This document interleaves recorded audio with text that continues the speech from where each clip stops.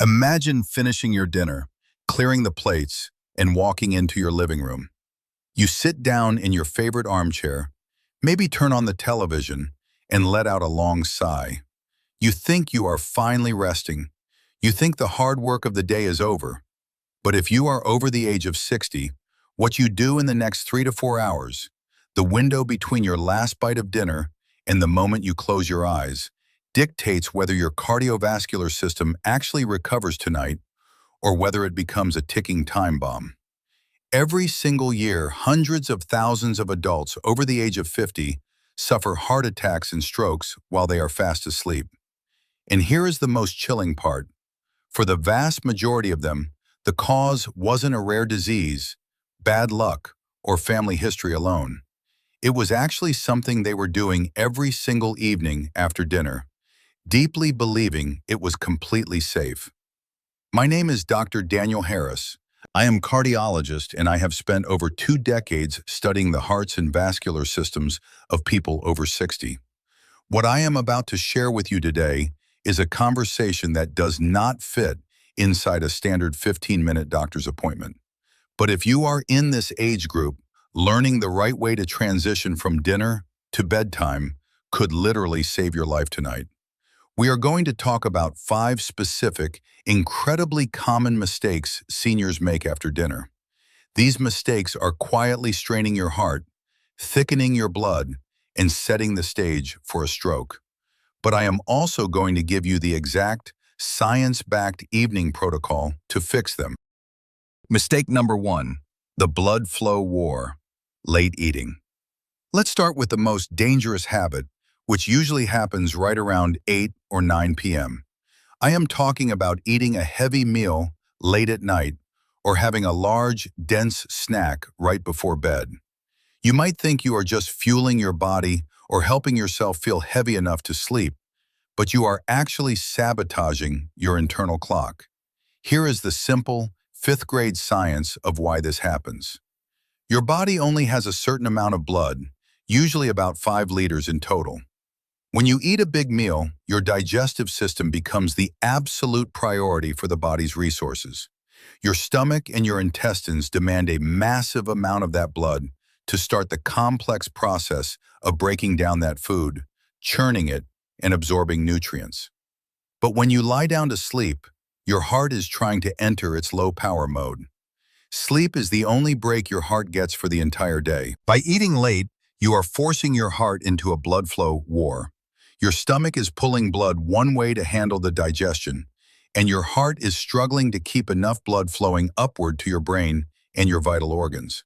Imagine trying to run a full marathon while you're trying to take a nap. It just doesn't work. When your stomach is working overtime at 2 a.m., your heart rate doesn't drop to its resting state, and your blood pressure stays high because the body thinks it's still in work mode. In the medical world, we call people whose blood pressure does not drop at night non-dippers. If your blood pressure doesn't dip at night, your risk of a stroke in the early morning hours goes up by more than 400%. It is the single greatest predictor of a cardiovascular event in seniors. I had a patient named Bill, a 68-year-old man who loved having a big bowl of pasta right before bed every single night because it helped him fall asleep. What he didn't realize was that while he was asleep, his heart was pounding at 90 beats per minute just to digest that pasta. His arteries were under immense pressure. One night, his heart just couldn't handle the war anymore, and he woke up drenched in sweat with what felt like an elephant sitting on his chest. He made it to the hospital in time, but many people do not. Your last heavy bite of food needs to happen at least 3 to 4 hours before your head hits the pillow. Mistake number 2, the recliner trap and crossed legs. The second post-dinner mistake happens the moment you move to the living room. Most seniors eat dinner and then go sit in a recliner or on the couch to watch television or read for 2 or 3 hours. And almost everyone does one specific thing without even thinking about it. They cross their legs. When you place one leg over the other at the knee, you compress the main vein behind the upper knee with the full weight of your own leg. You are literally pinching the main blood highway closed. You are doing this exactly when your circulation is already at its weakest, after a full day of gravity pulling fluid downward. Scientists measured blood flow in the main vein behind the knee during prolonged sitting, and after 60 minutes, blood flow velocity dropped by as much as 53%, half the normal flow. If you sit for an hour or two after dinner without moving your legs, the blood in your lower legs is crawling. This is exactly the environment where blood clots form. Deep vein thrombosis occurs 3 times more frequently in adults over 60.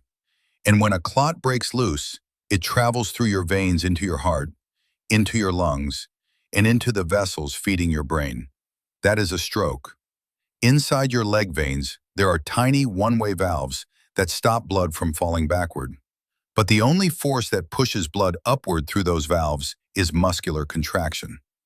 Every time a leg muscle contracts, it squeezes the veins and forces blood up toward the heart. When you sit perfectly still with crossed legs after dinner, the pump stops, blood sits, and circulation drops. The fix for this is incredibly simple, but you have to be intentional about it. First, uncross your legs and keep both feet flat on the floor. Second, you must activate what cardiologists call the second heart, your calf muscles. Every 25 minutes of sitting during your evening television time, give your legs 25 seconds of movement. Just 25 seconds of calf muscle activation is enough to reset blood flow almost completely. Keep your toes on the floor and lift your heels up high, squeezing your calves hard.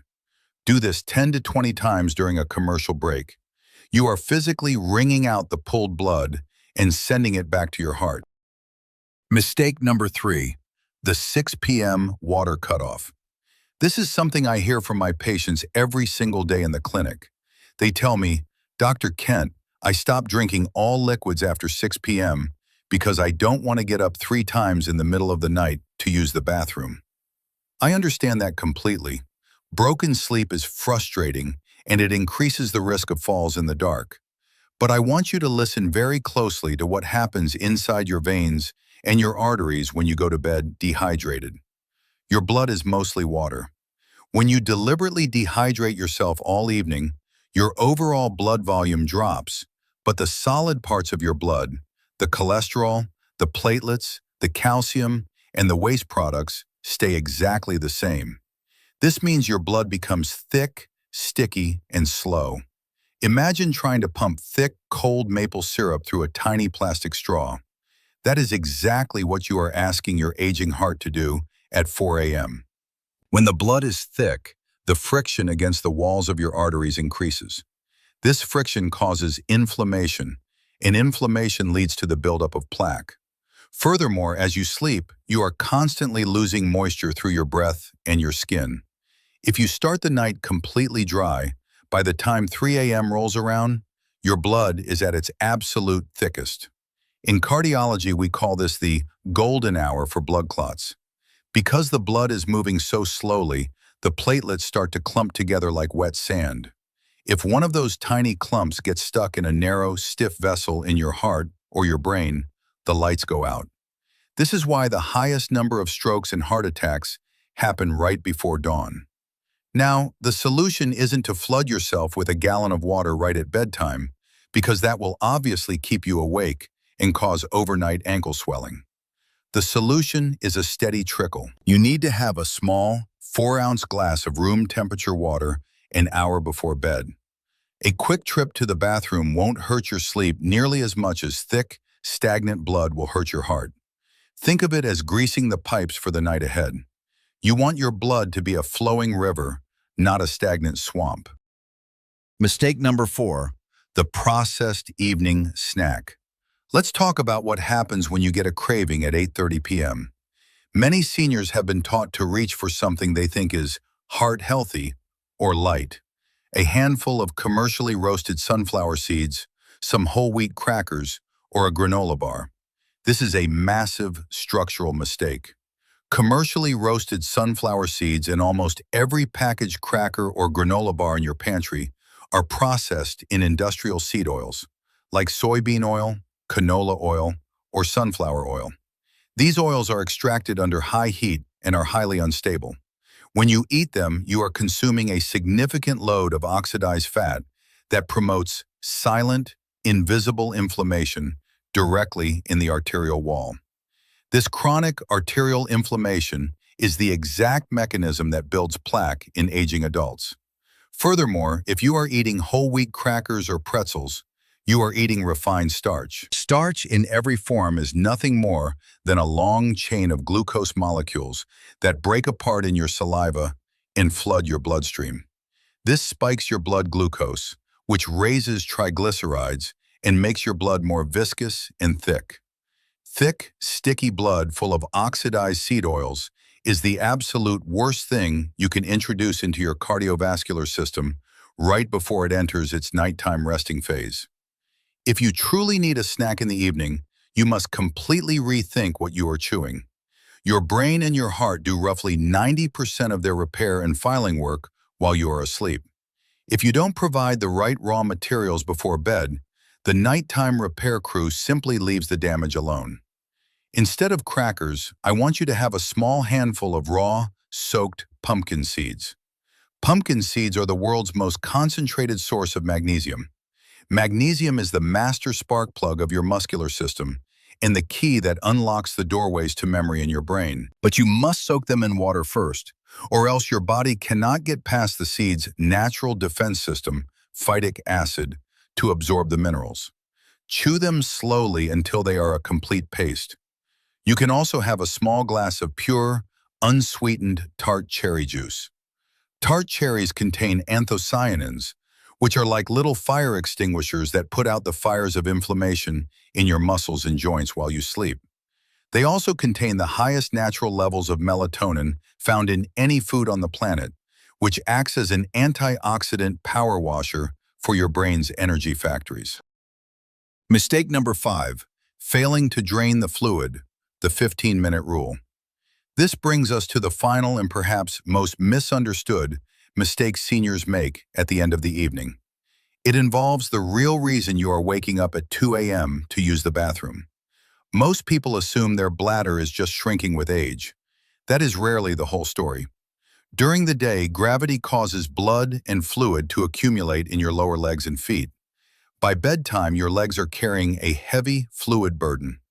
When you finally lie down flat in bed, all of that pulled blood and fluid rushes out of your legs and toward your heart all at once.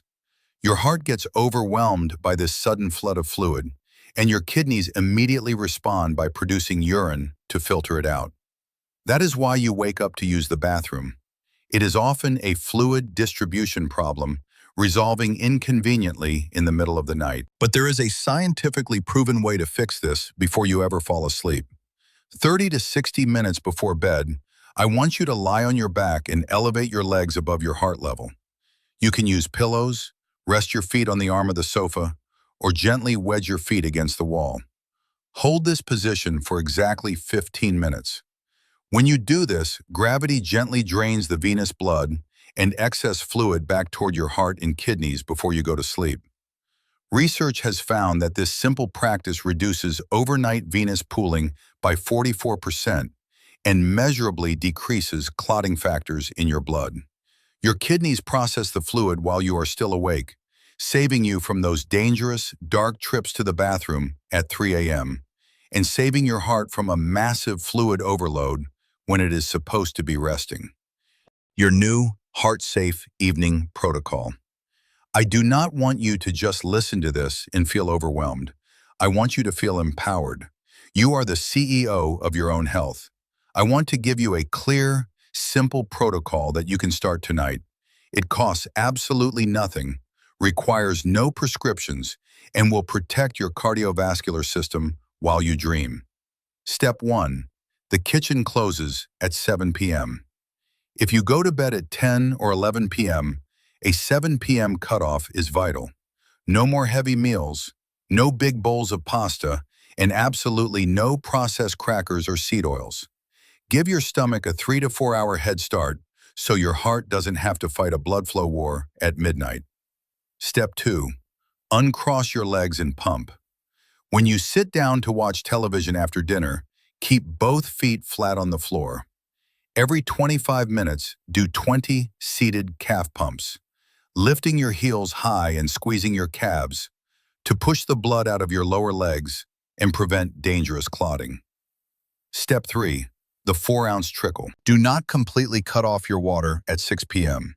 Have a small 4-ounce glass of room temperature water about an hour before you lie down to keep your blood from turning into thick, stagnant maple syrup.